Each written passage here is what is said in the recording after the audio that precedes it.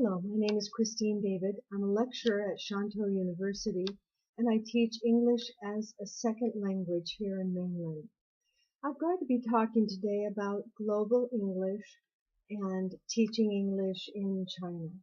I'm also going to be talking individually to people about how they've been taught and what that really means to your understanding and ability to speak the English that you'd like to speak.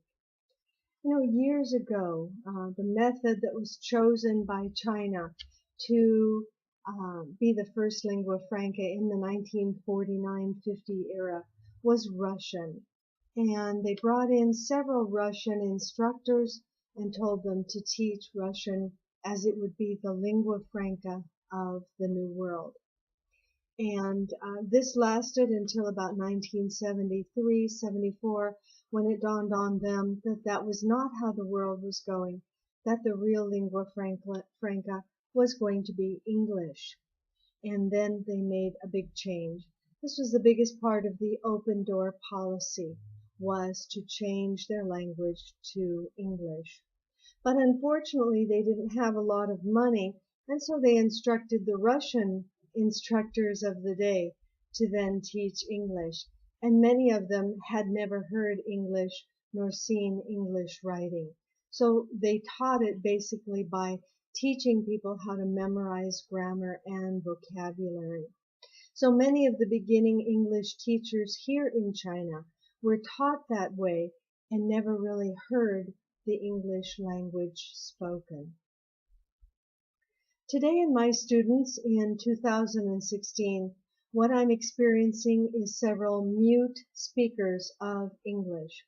In other words, they're perfect at grammar, diagramming sentences, and writing down vocabulary and the definitions.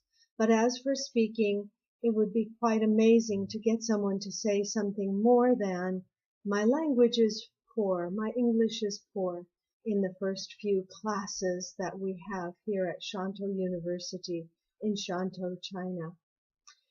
So I really must find a motivation for students to begin to speak and to speak with me. The first couple of weeks I do a lot of the speaking, and I speak at a 100 word per minute level. Very, very slow English with lots of pronunciation and lots of grammar selection. My English comes from Seattle, Washington, where we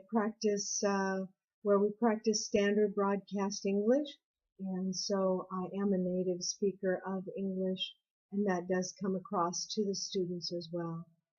But my job is really to not only motivate, but get them realizing that it's important to speak the language.